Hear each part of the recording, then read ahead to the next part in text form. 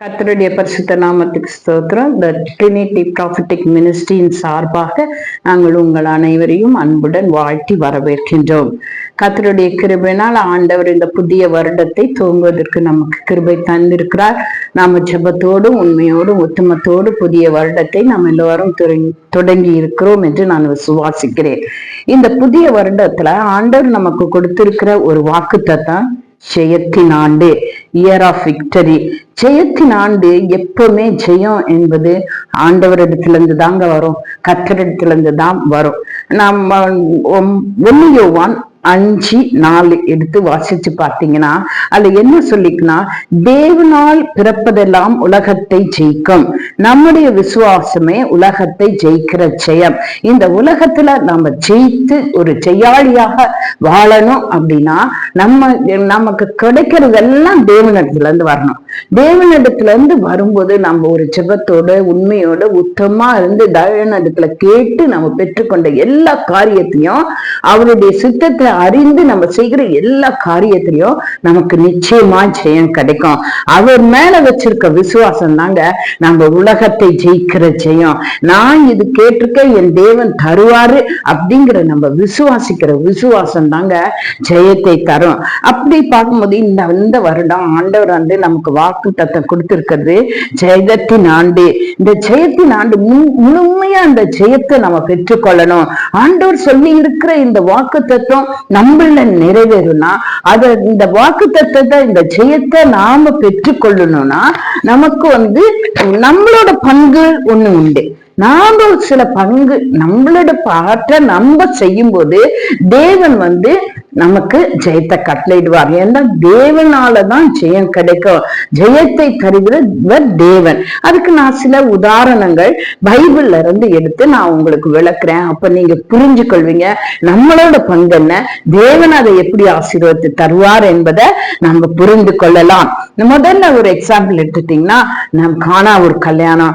ஆண்டவர் இந்த உலகத்துல வாழும்போது முதல்ல செய்த அற்புதம் காணா ஒரு கல்யாணத்துல தாங்க திராட்சை ரசம், தண்ணீர் திராட்சை ரசமா மாறுச்சு.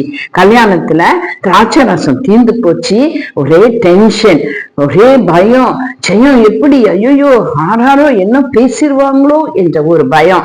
அந்த நேரத்துல தேவன் அந்த வேர்ட்ஸ் 7 யோவான் 2:7 எடுத்து படிச்சீங்கன்னா, ஆண்டவர் அந்த ஜனங்களுக்கு ஒரு கட்டளை கொடுக்கிறார். அந்த வேலைக்காரங்களுக்கு ஒண்ணு செய்யன்னு சொல்றாரு. என்ன சொல்றாருன்னு பாருங்க. இயேசு வேலைக்காரரை நோக்கி ஜாடிகளில் தண்ணீரை நிரப்புங்கள் என்றார். அவர்கள் அவைகளை நிறைய நிரப்பினார்கள். அங்க இருந்த ஜாடியில என்ன பண்ணாரா, சாமி என்ன சொன்னாரா, தண்ணீரை நிரப்புங்கள். இவங்க என்ன சொல்றாங்க, திராட்சை ரசம் தெரிஞ்சு போச்சு. அங்க ஆண்டவர் என்ன சொல்றாரு, தண்ணீரை நிரப்புங்கள் அப்படின்னு சொன்ன. இவங்க எந்த பேச்சு சொல்ல, எதிர்மறையா ஒண்ணு சொல்ல, ஒரு ஆச்சரியம் பண்ணல, சம்பிச்சு நிக்கல. உடனே போய் அந்த ஜாடி நிறைய ஜாடிகள் இருந்த ஜாடிகள் எல்லாம் தண்ணியை ஊத்திட்டாங்க. தண்ணியை ஊத்தி முடிச்சோன்னு ஆண்டவர் என்ன சொன்னாரு, அடுத்த வசனத்தை பார்க்கும்போதே உங்களுக்கு தெரியும். உடனே அவர் என்ன சொல்றாரு, இதை எடுத்து பரிமாறுங்கள். உடனே அவங்க அதை எடுத்து பரிமாறிட்டாங்க எல்லாருக்கும். அப்போ அந்த தண்ணீர் திராட்சை ரசமா மாத்திடுச்சு. இங்க என்னன்னா, தங்களுக்கு சொன்ன வேலையை அவங்க சரியா செய்தாங்க. அந்த நமக்குன்னு ஒரு பங்கு இருக்கு. ஆண்டவர் நமக்குன்னு ஒரு கட்டளை கொடுப்பாரு, இத செய், இப்படி போ, இங்க பண்ணு. இல்ல சாமி எனக்கு அதெல்லாம் முடியாது, நான் இதெல்லாம் செய்ய மாட்டேன் அப்படின்னு நீங்க அவர் சொல்லுகிற காரியத்தை செய்யாட்டி முழுமையான ஜெயத்தை நீங்க பெற முடியாது. அதனால அவர் சொல்லுகிறபடி நீங்க செய்தீங்கன்னா கண்டிப்பா அந்த ஜெயம் நல்ல வல்லமையுள்ளதா இருக்கும், பெரிய சாட்சியா அமையும். இந்த திராட்சை ரசத்தை குடிச்சவங்க என்ன சொன்னாங்க, என்னப்பா முன்னால இருக்கிறத விட இந்த திராட்சை ரசம் ருசியாக இருக்கிறதே என்று சொன்னாங்க. அப்படிதாங்க ஆண்டவர் ஜெயத்தை கொடுத்தா முழுமையான ஜெயம் அதிசயப்படுற ஜெயம், சாட்சியாய் நிற்கிற ஜெயமா இருக்கும். ரெண்டாவது எக்ஸாம்பிள் எடுத்துட்டீங்கன்னா, ஆண்டவரோட வசனம் சொல்லுது குதிரை ஆயத்தப்படணும், அப்பதான் ஜெயம் கர்த்தரால வரும். நீதிமொழிகள் 21:31, நீதிமொழிகள் 21:31 வசனம் வாசிங்கன்னா, குதிரை யுத்த நாளுக்கு ஆயத்தப்படும், ஜெயமோ கர்த்தரால் வரும். குதிரை என்ன செய்யணுங்க? யுத்தத்துக்கு ஆயத்தமா இருக்கணும். என்னென்ன அதுக்கு ட்ரைனிங் கொடுக்குறாங்களோ, எங்கெங்க ஓட சொல்றாங்களோ, என்னென்ன பண்றாங்களோ அதுக்கு அது ஆயத்தப்படணும். அப்ப நாங்க ஜெயம் எங்க இருந்து வரும்? கர்த்தரால வரும். சரியா? இப்ப இந்த குதிரை அதே மாதிரிதான். இப்ப இந்த நாளைக்கு நாம குதிரையை ஆயத்தப்படுத்த, நாம ஆயத்த ஆகணும். படிக்கிற பிள்ளைங்களா, நீங்க காலேஜ் போறீங்களா, பரீட்சைக்கு படிக்கிறீங்களா, நீங்க செய்ய வேண்டிய காரியத்தை கட்டாயமா ஒழுங்கா கிரையமா செய்யணும். நீங்க படிக்கணும், நல்லா படிக்கணும். உங்களால எவ்வளவு முடியுமோ. நீங்க ஞாபகம் மறதி உள்ளவங்களா இருக்கலாம், ஞானம் இல்லாம இருக்கலாம், புரிஞ்சுக்கிற தன்மை குறைவா இருக்கலாம். ஆனாலும் நீங்க செய்ய வேண்டியதை நீங்க செஞ்சாகணும். நீங்க படிக்கணும், நீங்க ஆயத்தப்படணும்.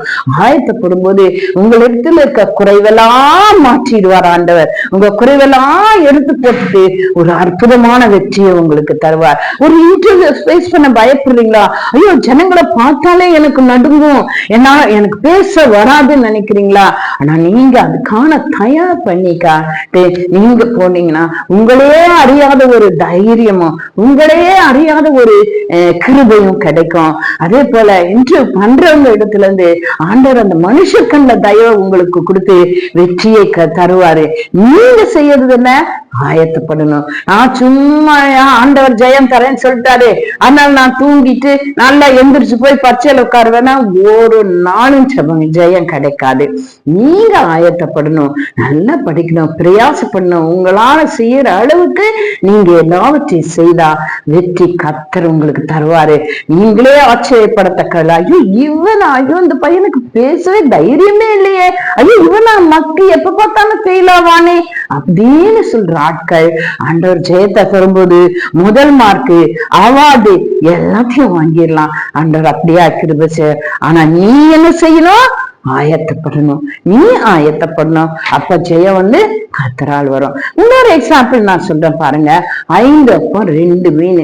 சின்ன திரளா கூட்டம் கூடி ஆண்டவரை குறித்து ஆண்டவர் பேசுறத கேட்டுக்கிட்டே இருக்காங்க. நிறைய நேரங்கள் ஆயிடுச்சு. இப்ப விசேஷர்களுக்கு ஒரு கவலை, ஐயோ இவங்க இன்னும் வெகு தூரம் போகணுமே, இவங்களுக்கு பசிக்குமே, இவங்களுக்கு ஏதாவது கொடுக்கலாம்னா ஒண்ணுமே இல்லையே. எப்படி எத்தனாயிரம் காசு கொடுத்து வாங்கினாலும் இவங்களை போஷிக்க முடியாது, அவ்வளவு சின்ன திரளா இருக்கிறாங்களே அப்படின்னா. அப்ப ஆண்டவர் கேட்டார், உங்களிடத்துல என்ன இருக்கு? எங்க இடத்துல 5 அப்பம் 2 மீன் இருக்கு. இதை விழிச்சு வச்சிருக்கான். இதை வச்சு என்ன செய்ய முடியும்?